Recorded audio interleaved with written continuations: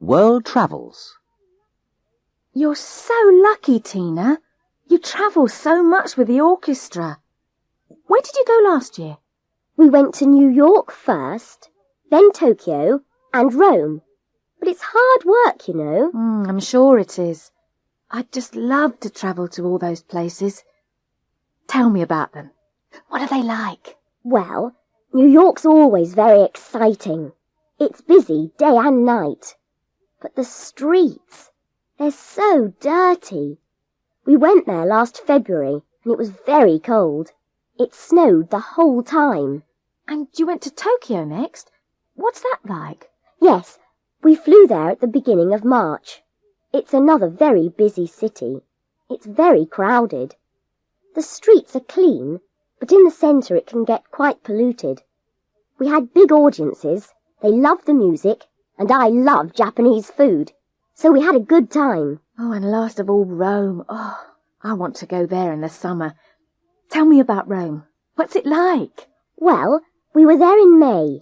It was beautiful. The weather was perfect and not too hot. It's a noisy city and expensive. But it's got all those beautiful old buildings. It's so interesting. Oh, and the food. I can't wait to try real Italian food. Which is the most exciting? I had a wonderful tour, but it's always nice to come home. It's interesting to compare the cities. Tokyo's exciting, but for a musician, London is more exciting than Tokyo. And of course, New York is the most exciting of all. London is of course much older than New York, but it isn't as old as Rome. Rome is the oldest city I visited. London doesn't have as many old buildings as Rome, but it has more than both New York and Tokyo. Cities are interesting, but walking round them is very tiring. You need places to sit down. New York has Central Park. It has more parks than Tokyo, but London has the most parks. There are 5 in the city centre. London is older than New York. London is older than New York, but it isn't as old as Rome. I'm not as tall as you, but I'm taller than Anne.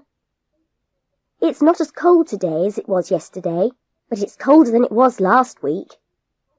This book is more interesting than I thought, but it isn't as interesting as the one I read last week. Synonyms in conversation. A. Mary's family is very rich. Well, I knew her uncle was wealthy. B. Look at all these new buildings. Yes, this city's much more modern than I expected. C. Her boyfriend's really good looking. Well, he's certainly one of the most handsome men in the room. D. Wasn't that film wonderful? Yes, it was marvellous. E. George doesn't earn much money, but he's so kind. I know. He's very generous to both his family and his friends. F. Her bedroom's really untidy again. Is it? I told her it was messy yesterday and she promised to clean it. G. Was Sarah angry when you told her? Yes, she looked really annoyed. H. I'm bored with this lesson. I know. I'm really fed up with it too. Living in Madrid. Kate, you've lived in Spain for a long time now, haven't you? About 8 years. So you know it well enough to compare living in Spain and living in London? Well, I can compare living in Madrid with living in London. Ah, yes. All Not right. quite the same thing. So, what are the main differences? I think the first one is the time of day that things happen. People get up later and start work later. I start at 10, and lunchtime is much longer. Everything closes for about 3 hours. Then at 5, people go back to work. And what time do they finish? About 7 or 8. Then they go out, and they go to bed incredibly late. About 1 or 2 in the morning. Do they have a siesta? No, not in Madrid. Well, only in summer, because in summer work hours change because it's so hot. Everyone works from 8:30 to 3, then has lunch, then a siesta, and then goes out. So, office hours change? Everything changes on the 1st of June. For how long? Until the 15th of September.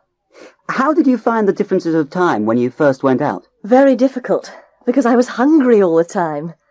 I wanted to eat at about 8 o'clock, but eating is very different in Spain. People eat all day. They have snacks in the morning, maybe an omelette and a beer, and then have their main meal at lunchtime.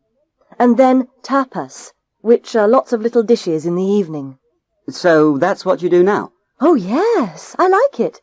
The Spanish think that the English eat very little. And what about the people? Well, this is the second big difference. People live in the streets. They live much more outdoors, so you see them more, and it's easier to get to know them. So you think it's true that the English are cold? No, but they live differently. Madrid is a lot smaller than London, and people live in the centre. It's not like London, where people live in houses in the suburbs. In Madrid, people live in flats in the centre, so it's natural to be out on the streets most of the time. And how do you find living in Madrid? I think it's nicer. It's a lot cheaper, and shops are open longer. I find it safer. I can be out in the streets at all hours, and there's never any problem. The family is still very important.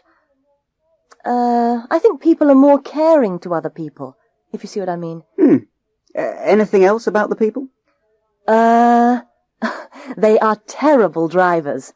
There are a lot more accidents, road accidents. And this is strange, because the public transport system is very good and very cheap, but people like to use their car. There's an underground, isn't there? With a flat rate fare, so you get 10 tickets for about £2. That's very good. Are you thinking of coming back to England? Sometime, but not yet. The weather's much better, and I like living in a southern European atmosphere. Directions. When you come out of school, turn left. Walk past the library and through the park until you get to the cinema. Turn left and you'll find the bus station. Take a number 16 and get off at Blackwood. That's BLACKWOOD. Go under the bridge and turn right. Go to the end of the road and turn left. My house is the 4th on the right. It's the one with the red door.